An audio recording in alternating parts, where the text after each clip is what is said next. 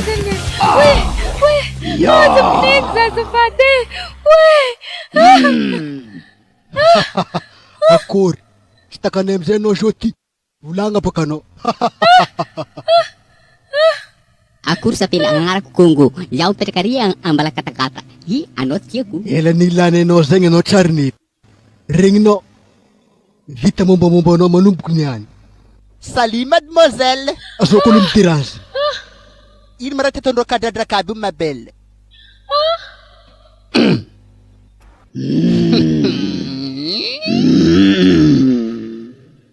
Bonjour princesse. Bonjour, kamse. Yaza safate. Il me reste ton speak vuzunga far. Angul nga sa andrava.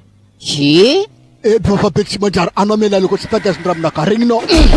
Titanoi, rob ka man meta do meta tembotka. Av tenel futse rob ka za atmi spat. Titanoi princess, mbala ko rek pro fanandifki. Ano ko merkam na kat sira torno. Angit no na to na meru na kat problem. Oh no. Ano ko fulanko. Mbala chepe no frana to konocho. Chiano maza. Koresh ka buntruku. Ya vino tsekati. Nana roro merkamid. Oh, no chumbe yaw mavuzo. Ano mavuzo za mavuzo. Chumbe yaw li. Ano buka pexi. Ya la isa hafsa la. Arira. Buka pexi. Ya sa vong lote ke ska yar fek. Ring no. Havia sa la sa mavuzo. Havia no ploko sa mavuzo no ploko. Ya have. Changu kwani. Ano ka na chifal changu kwanza na? Lafal bro.